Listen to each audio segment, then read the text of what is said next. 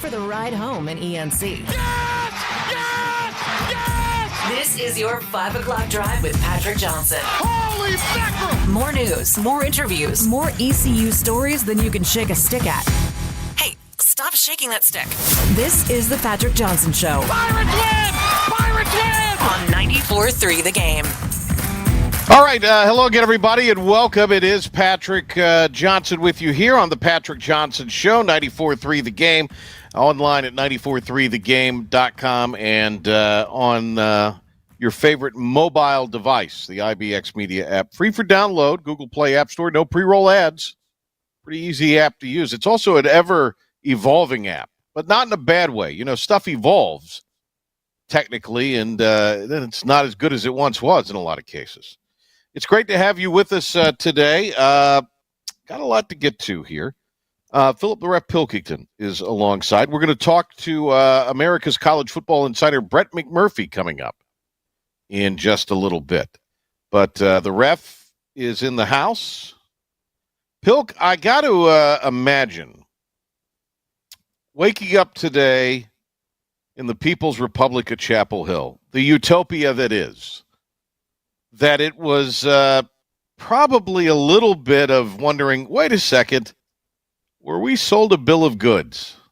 Because it sure seems like they got a counterfeit bill instead of dollar bill Belichick. Yeah, I think they got monopoly money sold to them is what I'm getting out of this. This is what Belichick had to say afterwards. How many times have you heard or seen a Belichick clip in the media? How many? If you heard a clip, that's Belichick. That's typical Bill Belichick, right? Yeah, it would be. Or we're moving on to whatever. Yeah. On to Cincinnati. All right, here we go. Well, it was a great, great atmosphere here for the game tonight. Fans had a tremendous energy, walk. And we played competitively, but then just couldn't sustain it. So this is what he opens with. Well, it was a great, great atmosphere here. Great atmosphere. And I assume it was. I'll tell you this. So we were doing, obviously, Inside Pirate Athletics, which we had a great crowd last night for the show. And, we were there on the holiday doing our show. And I stayed, because usually a lot of people kind of stay around. Yeah. And I'm trying to get out of there. But I didn't. I actually stayed around and ate my dinner there. Got my to-go salad, but I ate my dinner there. And it was, you could see on the screen, because they have obviously multiple TVs. You know the setup at Tiebreakers, Bill. Yeah. They had multiple screens. Well, they had the pregame show that was on ESPN, and it looked like a dialed-back edition of College Game Day. But it's still, you had Matt Berry, which your mileage may vary on him. He always seems like he's a little ahead of his skis to me. You had Desmond Howard, who actually picked TCU to win, so I got to give Des some credit. You had McAfee. Was Teddy Bruschi there? Yeah. I guess he does work for ESPN. He's on the Sunday morning. He does the NFL stuff for them. And then you had Saban there, dressed like the Godfather. And Saban continues to look like in all of this as the GOAT. Because obviously what's going on at Carolina or at Alabama now, and has gone on since his departure, is not a positive thing. I mean, they've not been the same. They haven't looked the same. And Bill Belichick, considered by many to be the greatest coach of all time, college, no problem. I've got 6 Super Bowl rings. It didn't look like – it looked to me like there were no adjustments last night. It looked to me like their defensive line got nothing going in the way of creating any disruption. Never mind their quarterback who got millions of dollars, and I think our ECU quarterback's a hell of a lot better. What did he go, 2 hours of real time without completing a pass? It was like an hour 45. But yeah, damn near close. And you had all the celebrities there. I know Luke DeCock finally grew a set of DeBalls and wrote something negative about UNC for the N&O. And I heard DeCox, or part of his segment on Dan Patrick on the station earlier today. Sean Crest, our good friend who writes for various outlets, including the North State Journal, wrote an excellent column on this. Do you know what Belichick was doing 10 days before in the lead up to the game last night, Pilk? 10 days would have been the Friday before last. He was on Jordan's boat fishing, is going to be my guess. No. He sold his Nantucket beach house. He inked a deal with Hulu, and he filed trademarks alongside Air Jordan with for what was it, Gold Digger and Chapel Bill and all of that. Yeah.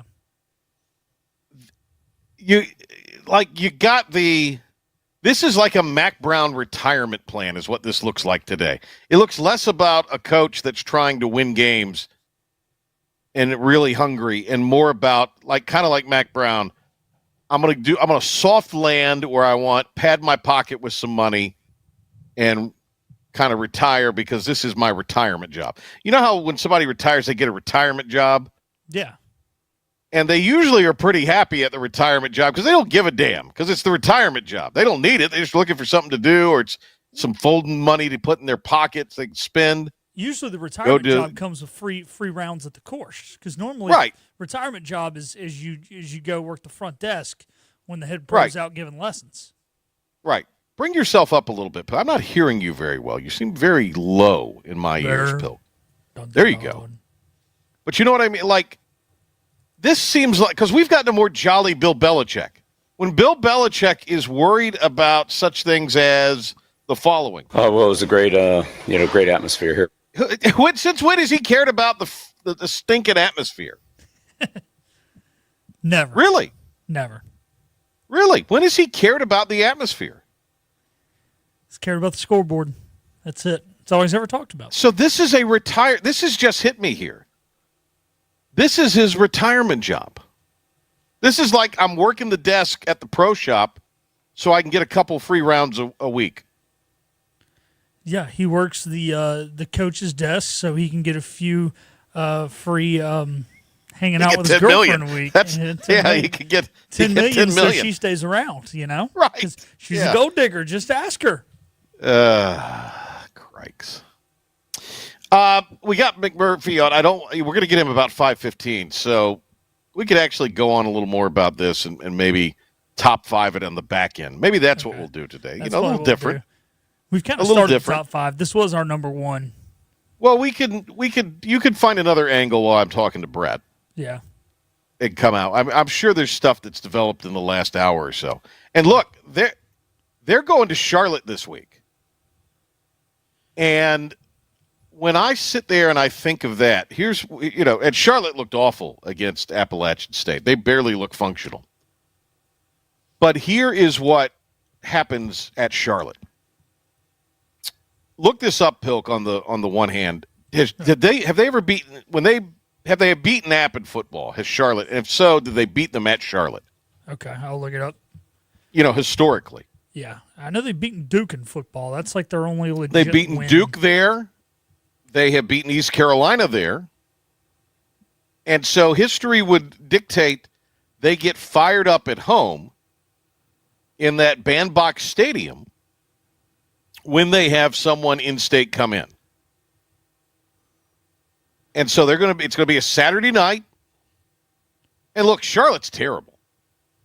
But I saw nothing out of that UNC defense last night that would make me think, okay, well, they're gonna totally shut Charlotte down. Secondary looked outmatched. As I said, the defensive line did nothing. I just don't. To me, that all of a sudden seems a little. And look, they'll be fine in a couple weeks when they play Richmond at home.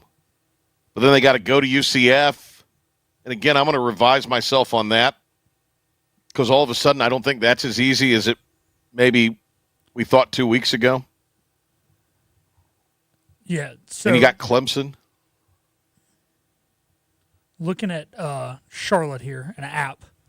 They have only hosted App one time inside Jerry Richardson Stadium. They did lose that game, but that was back in 2018 when App went 11-2, and the previous week had lost in overtime at Penn State.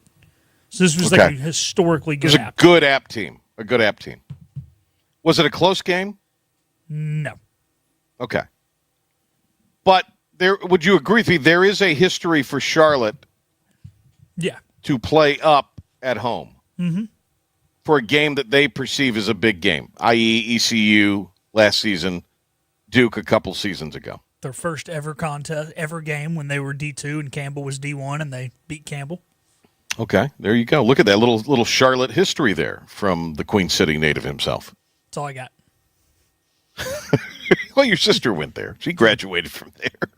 But that's the only history of Charlotte that I know. It's like my brother when he graduated for UNCW. I know a little bit about that because my brother went there. And I also did some games for UNCW back in the day on TV. So I don't mind UNCW. UNCW I view as one of those, it's like they're a rivalry when we play them. But I'm fine with them otherwise. I'm almost kind of pulling for them because it makes us look better because we're going to play them in basketball. We're going to play them in baseball. Yeah. But it's like, they're going to play us tough in baseball. They're going to play us tough in basketball. Probably better than we are in those sports in certain seasons. But, back to this thing. To me, this is right now you can't be feeling good about this morning or today if you're in Chapel. When you woke up this morning, you can't be thinking, all right, well, look, 72 players. Yeah, but there was, am I wrong, Pilk? That, to me, there were no adjustments.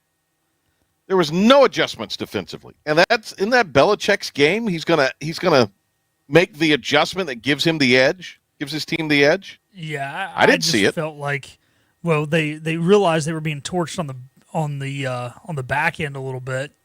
So I guess the only adjustment they made is they looked a little more passive maybe in their pass rush in the second half, which just allowed running lanes. I don't think they could get there. I just don't think they could get there. I think they don't have the horses. And the TCU offensive line, not taking anything away from these guys, because that offensive line got to the next level. Those backs were extremely patient. And boy, they ran like Le'Veon Bell back there. Patient, gone. TCU's good, but they're not great. Yeah, they're not good. Andy Dalton senior year at TCU. No, they're good. Sonny Dykes, good coach. Got a program there. And look, if you jumped on TCU plus 3.5, you were laughing to the bank. Probably wish you'd put more down. Yeah. All right, we'll come back to that in the top five. Pilk will find us an angle. You're going to find us an angle, Pilk, on the debacle from last night? I saw a funny tweet from a guy that may or may not be on next segment from last night. Who will bring that up? Okay. All right, well, do that. I want you to bring that up with Brett. The great Brett McMurphy, when we come back, America's college football insider. Guess who he's working with now, Pilk? Wags at On 3, our boy Wags, Jonathan Wagner, ECU alum. So On 3's college football insider. He is our great friend Brett McMurphy. We'll head down to him in the Sunshine State Telephonic League coming up next. The team of Flatlands Jessup is working overtime to help ensure that Eastern North Carolinians like you get the health insurance help you need this open enrollment period. New legislation passed, meaning more people than ever qualify for affordable coverage. Let us help you today. The best burgers around. Everyone loves a thick, juicy, and fresh burger. Tiebreakers in Greenville, plus the all-new Tiebreakers in Winterville. Do real burgers better than anybody. So don't just go to any burger-themed restaurant chain. It's time to break the chain and eat local. Tiebreakers, real burgers at its best. Everybody loves burgers. Big tax credits are back. Get a 30% tax credit, up to $2,000 off your new Mitsubishi electric heat pump install. Let Comfort Master help you take advantage of the tax credits with a qualifying Mitsubishi electric ducted heat pump or non-ducted Mitsubishi electric mini splits. Mitsubishi electric mini splits are ideal for bonus rooms, garages, or sunrooms. If you need a new HVAC unit, call Comfort Master today. Call Comfort Master. Call Comfort Master. You know what the problem is with standard belts? Usually you have to choose between too tight or the opposite, too loose. But with Anson Belt and Buckle, you don't have to choose. We got rid of the holes and instead have a track system designed for micro-adjustability. That way you can enjoy a perfect fit every time. Anson Belt and Buckle. Find your perfect fit today.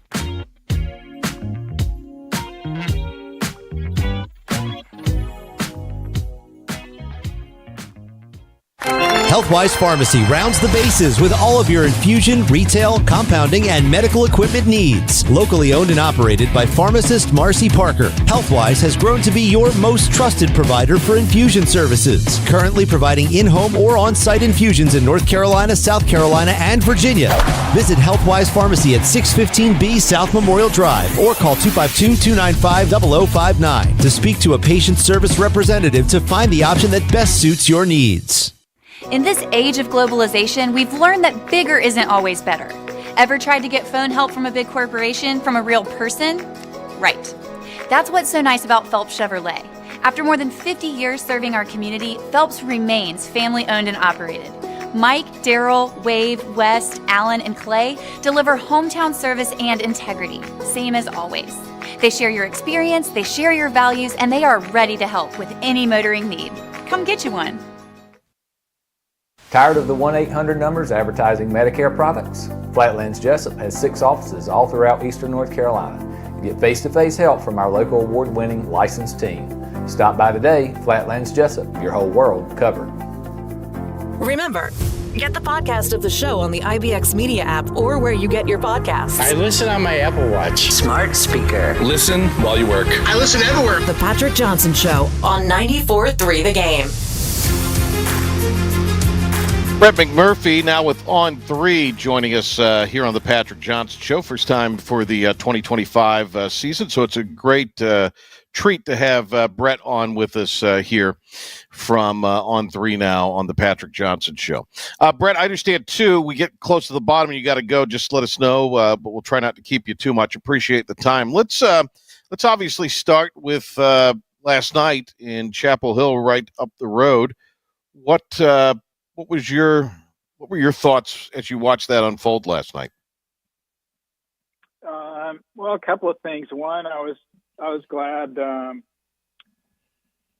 for Carolina, for Belichick, that unlike the NFL, the college can use a running clock. We never got to that point though. And then in the fourth quarter when TCU scored again, I looked at the scoreboard and I thought, you know what? How crazy would it be if this thing ends up 73-24, but it didn't.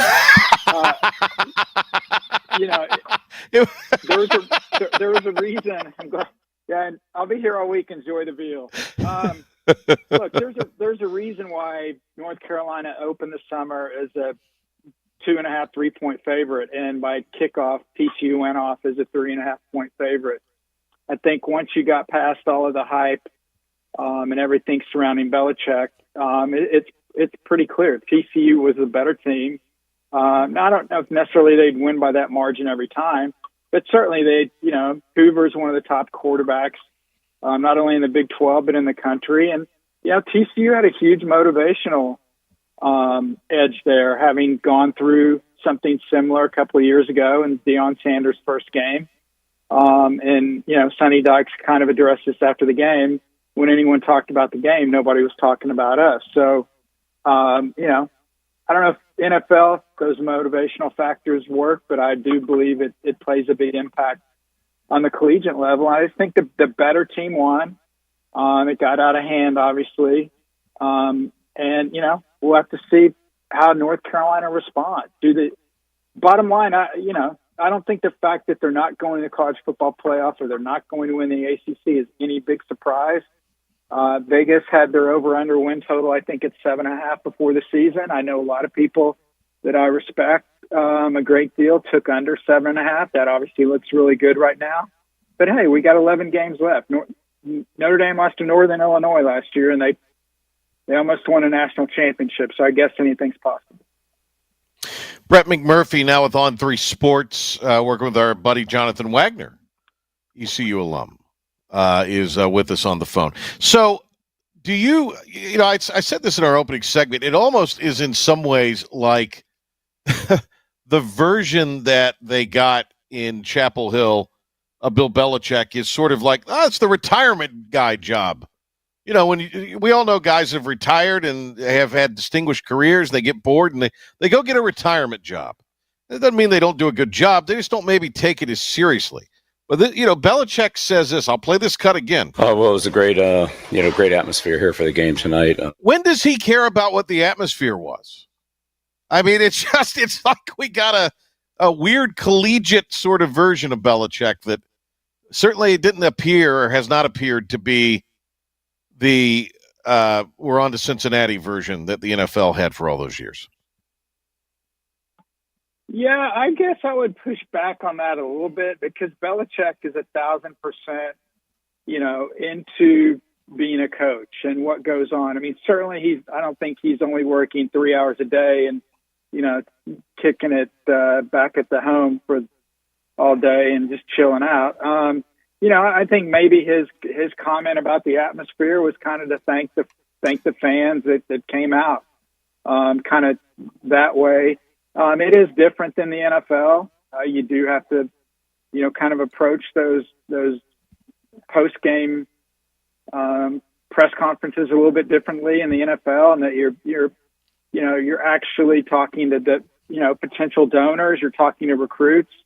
When you're in an NFL press conference, you're not talking to anybody. You're just, you can say whatever you want. You can not say whatever you want, and it's not going to impact, the support of the team. You're not going to make less money and revenue share or anything like that. But from the college angle, when you do that, you impact incoming transfers potentially. You impact donors and their, how much maybe they want to contribute going forward. So, I don't really read that much into that. I think I'm sure he's freaking furious, and I'm sure he probably didn't sleep last night, and then he's looking at everything he can. Bottom line is, I just don't think they have that much talent. I mean, I don't think that's a big surprise, but unfortunately for him, and it's kind of like Arch Manning, Arch Manning has these incredible expectations to live up to. And it's not because Arch Manning's on TikTok or Twitter every day saying, look at me, look at me. It's because you have people like Paul Feinbaum saying he's the best quarterback since Tim Tebow and all this other garbage takes out there about him. And so it's impossible to live up to those expectations. And I think the same thing is happening with North Carolina. It's impossible to live up to the expectations when you bring in a 6-time Super Bowl champ coach, because Belichick certainly is not out there promoting himself. Other people are doing that. And so when that happens, what does everybody look for? You build somebody up. Everybody's like, okay, let's tear them down. And so I think that's probably a lot of the backlash towards Belichick and North Carolina. But yeah, if they don't get, quarterback's injured, I don't know if that's long term. How long, can Johnson stay healthy? Obviously, he had incredible just to come back and play. I thought he looked very good. But if he goes down, oh my God, how bad could this thing get? Brett McMurphy now with On 3 America's Football Insider joining us here. You brought up Arch Manning. I think he faced what I think a lot of people thought should have been the number one team in the preseason for what the preseason rankings are worth. And certainly a very good defense as well. Looked better as the game went on, or at least in the fourth quarter, started to show some signs. But it's almost like the North Carolina thing. The hype machine got behind it so much. We do have to consider it's one game, but I think you do file away some of these breadcrumbs depending on how the next few weeks go. Yeah, I mean, look, Texas outgained Ohio State by 130 yards. They held Ohio State to just, about little under 210 yards on defense. I mean, usually you win those games. For whatever reason, red zone offense is Steve Sarkisian's kryptonite. He cannot figure that out, and it cost him last year. It cost him, a chance to go to the national title last year. they're down there, inside the 20, and they run a sweep play and lose 8 yards, and then Ewers is sacked on the next play, and it goes from 21-14 to 28-14. Game's over. You have 2 red zone possessions against Ohio State. You are held scoreless. They've got to correct that.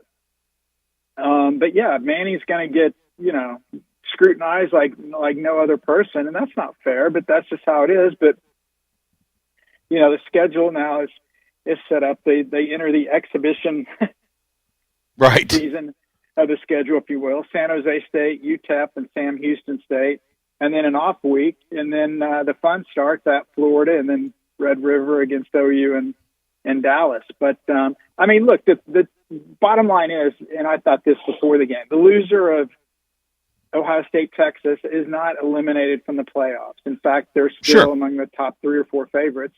The same goes with LSU Clemson.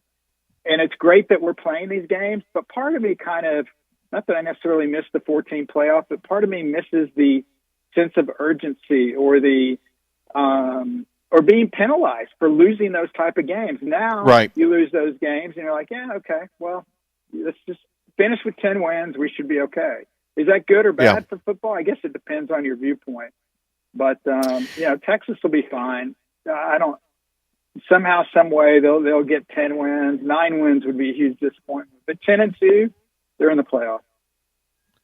How big of a win was the LSU win at Clemson for just Brian Kelly and, just that whole operation, which seemed it had as much pressure as anybody not named DeBoer coming into the season?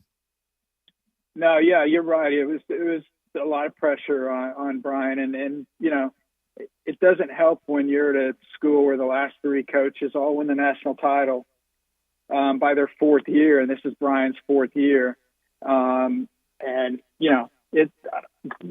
Look, everyone wants to say so-and-so's on the hot seat. Everyone's on the hot seat. If your donor base can raise the money to run you out of town, I don't care who you are, you're on the hot seat. So I don't know necessarily if that's where they are with Brian Kelly, but it's funny, he's had a lot of success at LSU. He just hadn't won a season opening game since he was there. So finally he got off the schneid there. But, I think it was a bigger game for LSU than it was for Clemson, because I think Clemson still has an easier path to get to the playoff.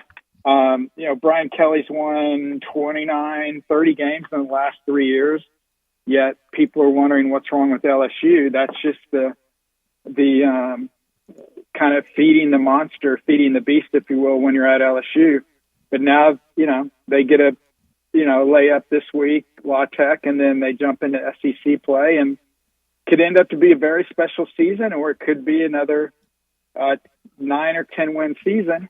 But certainly the win against Clemson should carry a lot of points down the road, especially when the selection committee starts getting together and looking at quality wins and strength of schedule and those sort of things. But I agree with you. I think this is a much bigger game for Brian Kelly than it was for Dabo and Clemson. With Brett McMurphy here on the Patrick Johnson Show, you're down in the Tampa area. I presume you're still down there, and so Byron Brown. I know a little bit about him. Saw him play in high school. Went to USF as the quarterback. East Carolina probably should have recruited him. I think he would have maybe gone, but they didn't. And Mike Houston's no longer the head coach. Not saying that's the reason why, but those things are cumulative, as you know. So, Sure. I kind of look at this as, the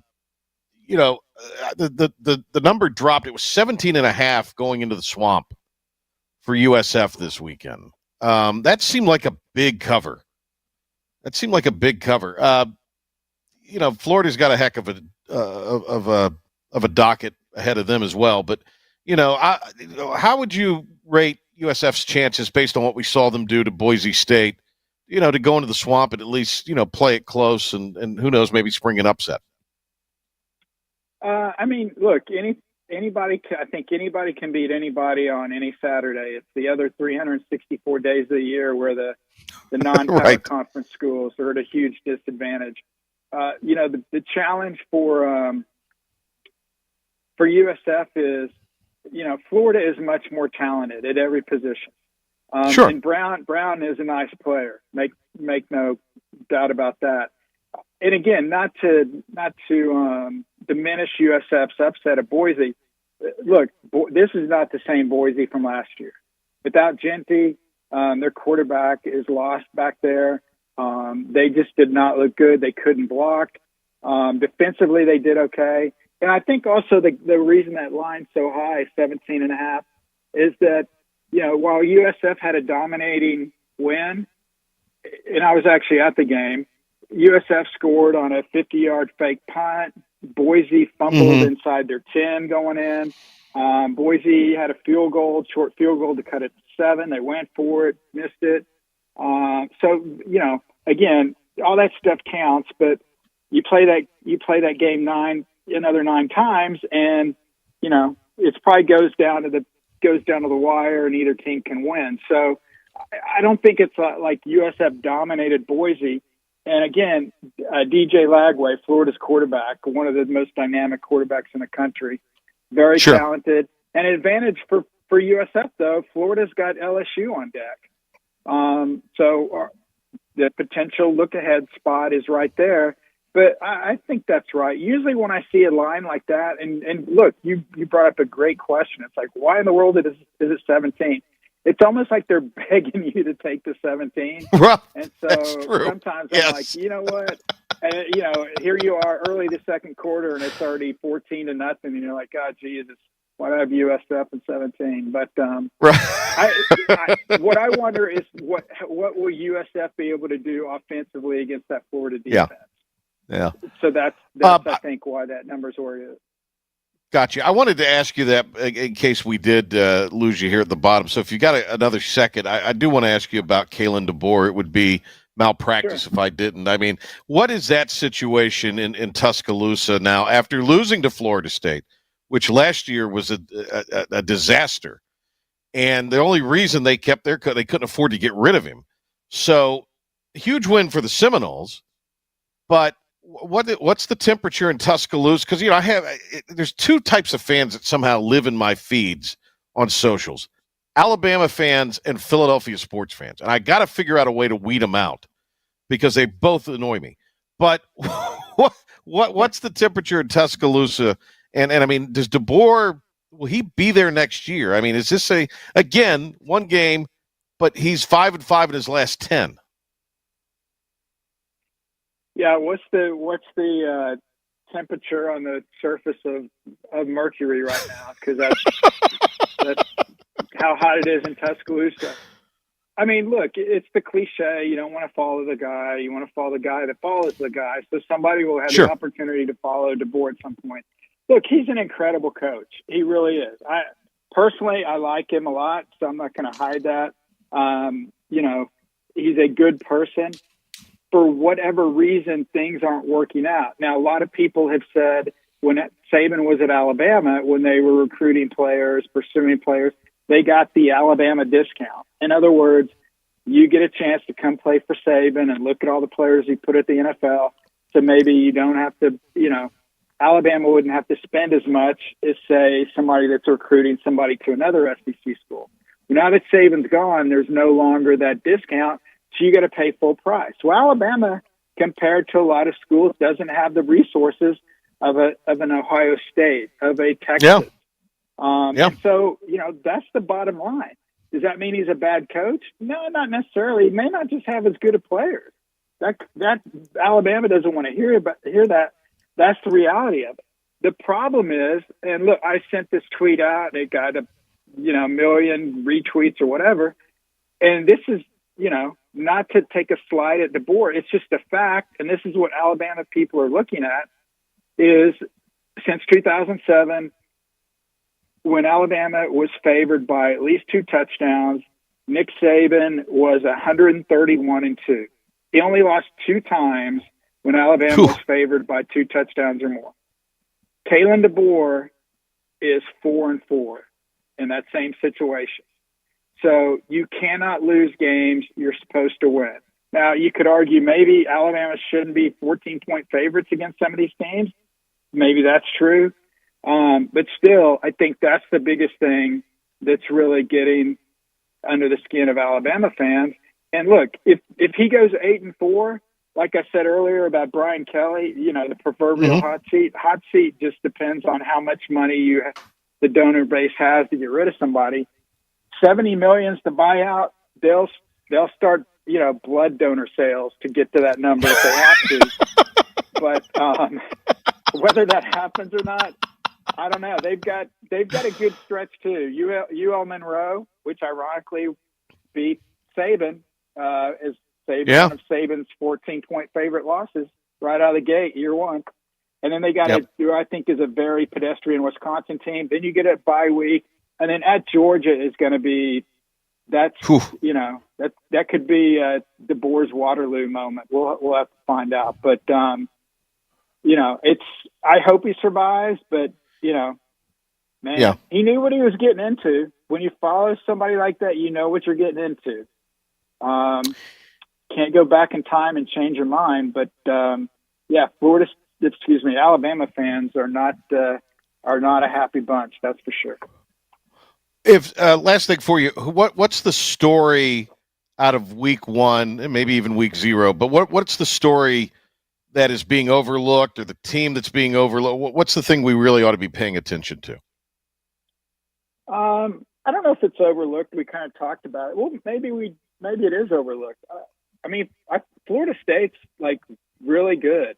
They're not going to go 13-0 like 2 years ago, but I think they can challenge Clemson for the ACC title before the season. I would not have said that. Gus Malzahn is back as an offensive coordinator. I texted him Sunday, after the big win. He's obviously thrilled. But what he did offensively, they rushed for over 200 yards against Alabama, and that's unheard of. I guess we'll find out in a couple weeks if that's, if Alabama's that bad and Florida State's really that good. But, they're coming off a 2-10 season, and they look like they're legit. I think they can be in contention for the college football playoff, which I would have named 3 or 4 ACC teams before Florida State before the season if you were going to ask me who had a shot out of the ACC. So I think Florida State is really, really good. And then also, I can't say they're overlooked because they were on national TV, but I think Miami's got a really special team. I know they have Cam Ward, but I think the offense is going to be different, more conservative, and they finally have a defense. Miami plays Florida in a couple weeks, so we'll find out who's a pretender or contender in the Sunshine State. Yeah. Hey, Brett, thank you, man. Really appreciate it. Nice to speak to you. I hope we'll get a chance a little later in the season to catch you for a few minutes, but thanks. We always enjoy your work. Hey, thank you very much. All right, there he goes, Brett McMurphy. Sneaky funny we got a little humor today, Pilk, and very funny on Twitter. Yeah, I've noticed that. He does such a good job of balancing the line of humorous and professional. Like, he gets right to it, but he doesn't take it over where no one trusts him anymore as a legit media source and media member. He doesn't tick anybody off, but he knows how to give everybody a good chuckle. I think that was a good segment with him. It was good. He was outstanding. Excited this morning when you texted me about that. He's always good whenever we have him on, and I appreciate him coming on. I really do. All right, we're going to hit a break. Top 5 when we come back, Pilk? Yeah, buddy. All right, why don't we come back with the top 5 intro out of the break? Some slick production there. There we go. I know, get out of your way. Let you do your thing. I'm sorry. No, I agree. For the sake of time, we went long with Brett, but for good reason. Yeah. All right. So probably a 3-segment show today. You want to do a 4-minute break here, Pilk? Yeah, we can do that. All right, let's do that, and we'll give us a little extra time on the back end. Top 5 at 5 when we come back. This is about you, your family, and the health of all who live in Eastern North Carolina. This is about the transformation of a health system into something more powerful and more human. About creating new ways to treat disease and keep you well. This is about ECU Health, which is to say, it's really all about you. ECU Health. Minds, hearts, purpose. You have a choice when you invest in insurance, and when you choose First State Insurance Advisors, you're working with people you can trust. Clark Stallings has deep ties in the community. His team, including Keaton Smith, Regina Asby, Phil Leyva, Max Joyner Jr., Max Joyner III, and Ginger Smith, provides knowledgeable and professional advice. First State Insurance Advisors is an independent insurance agency. They offer all types of personal insurance as well as various types for business. Call or email First State Insurance Advisors today. We want to be your trusted choice agency.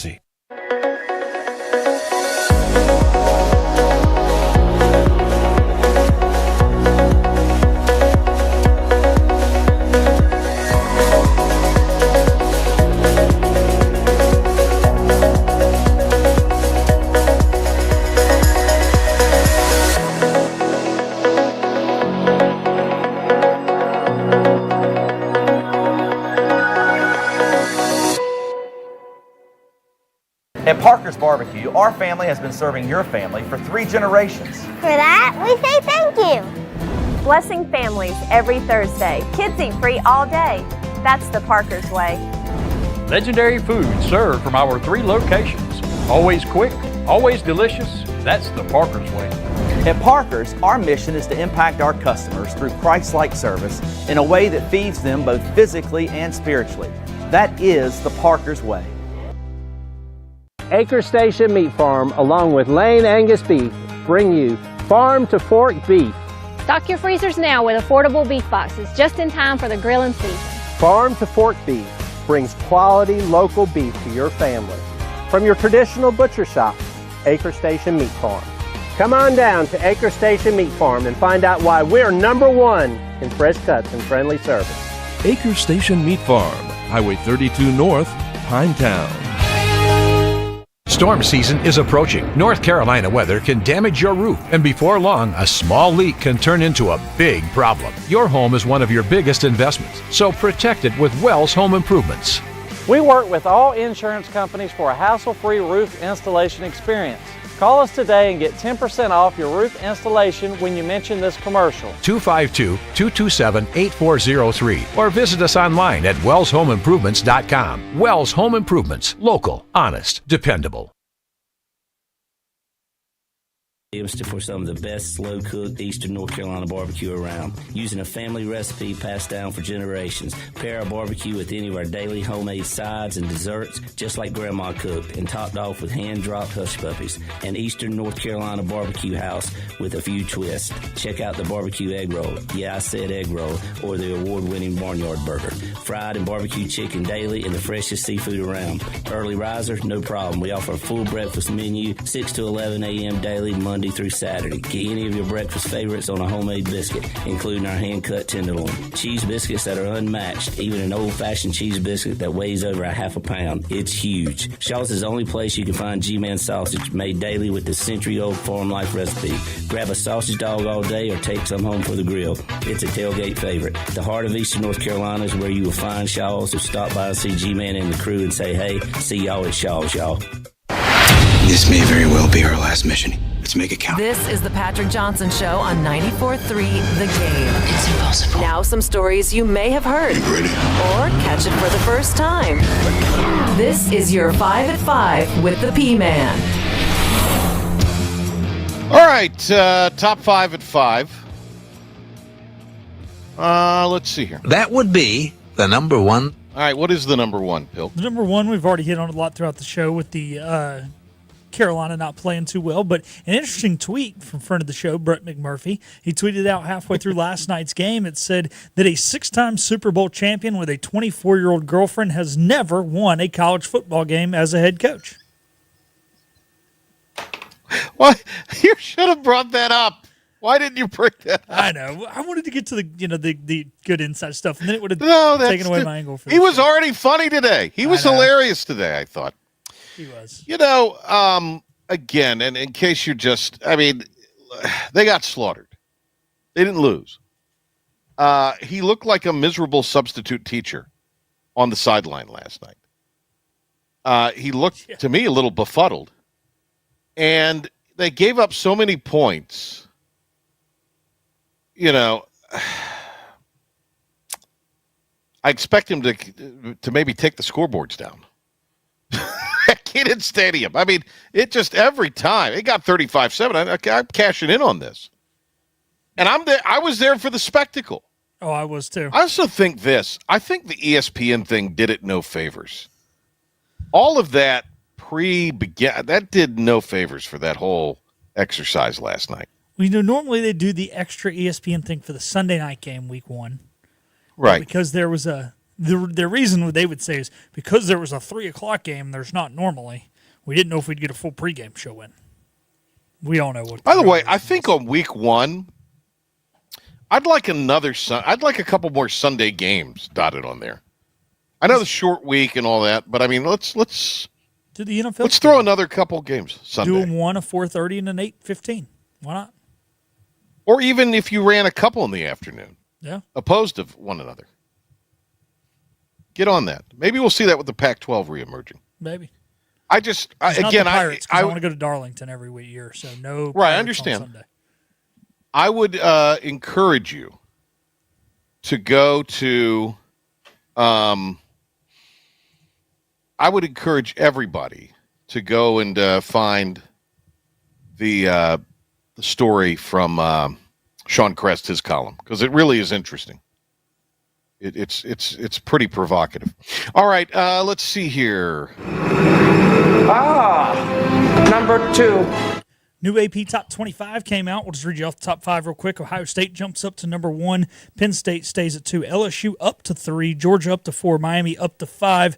Other notable things, Florida State gets up to 14 despite not being ranked prior to that. And Alabama goes down to number 21, the lowest they have been since 2008.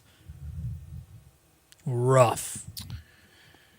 The preseason poll is kind of like Tinder with mascots, don't you think? Like I don't like this one, but we just don't know. Here was the thing that I found, and I was going to say this yesterday, and I heard this a lot said on broadcasts. I actually heard this in my pre-meetings with coaches in college volleyball over the weekend. They don't know.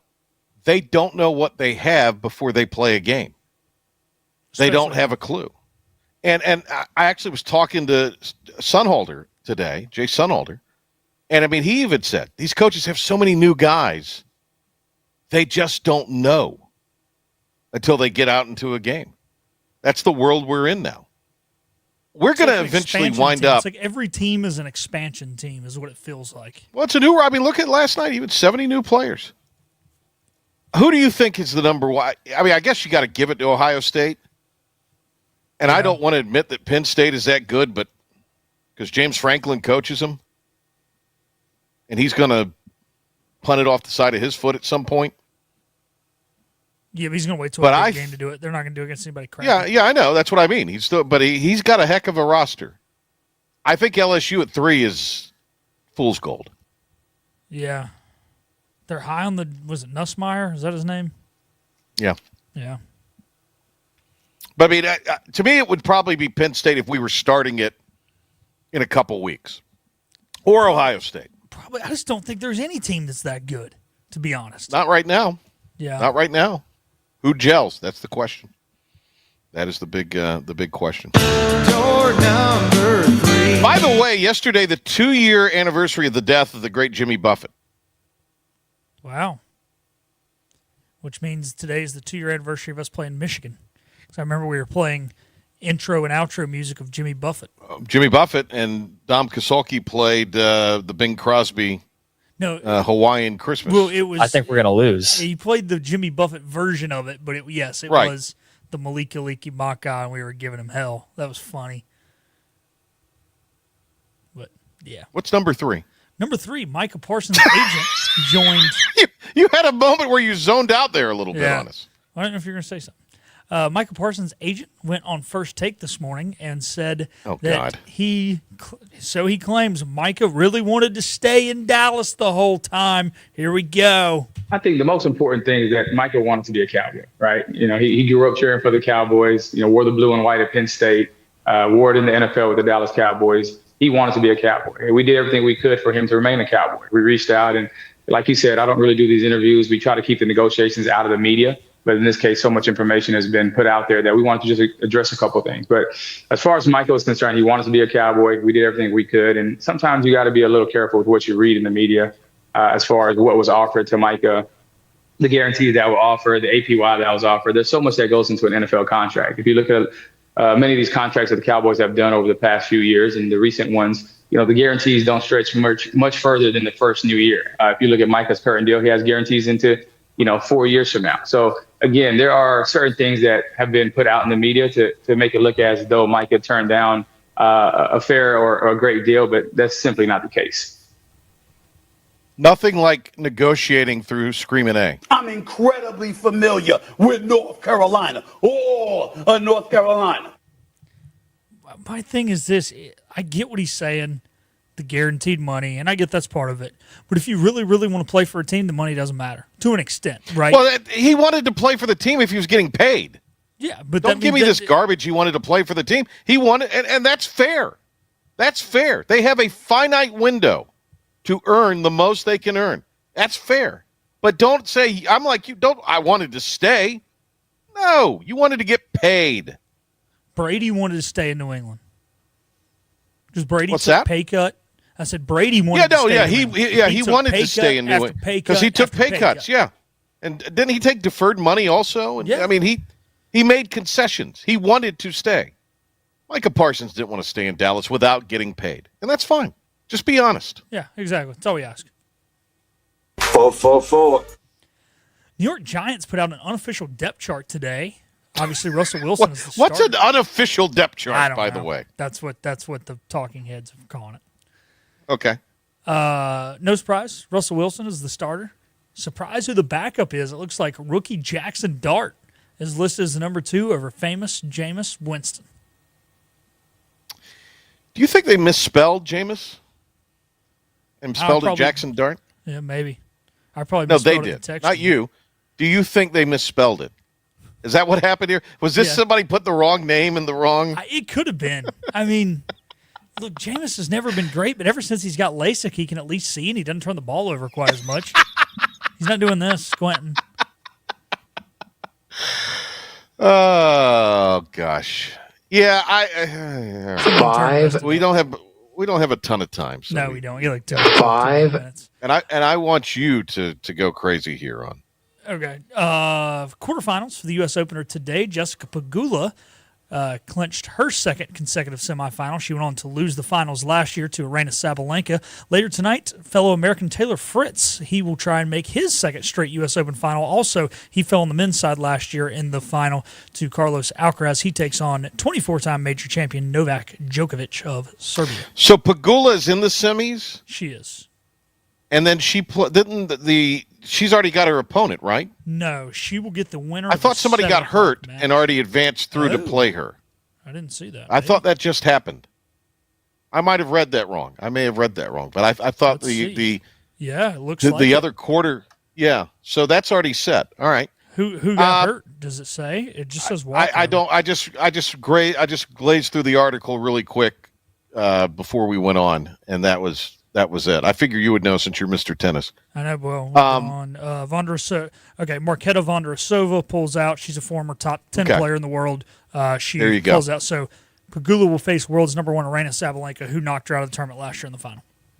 Am I wrong to think Fritz facing the Joker, it's like buying a lottery ticket? I wouldn't go it's that possible, far. But possible. don't put the rent on it. Don't put the mortgage on it. It's possible. Last year, I would have probably had a different answer, but Joker struggled against the young top 5 players this year in these 5-set matches. The body is breaking down on him late in these tournaments and late in these lengthy matches. I think if Joker gets out early, I'm with you. If Fritz can hang around, force it to go 4 or 5 sets, I like Taylor. It's over with then. Thanks to Brett McMurphy being with us here. Good job with the top 5, Pilk. And tomorrow we'll be back. Brett Friedlander, who wrote back in December. He's retired, but he still is going to be a guest on the show from time to time. Remember, he wrote for Saturdays Down South back in December that this was going to be a disaster in Chapel Hill. So we'll see. We'll talk some more Pirates tomorrow. They'll be hosting Campbell. Thanks to, again, Brett McMurphy. Thanks to you, Pilk. And we'll see everybody tomorrow in the morning for Talk of the Town and then back here for the Patrick Johnson Show at 5.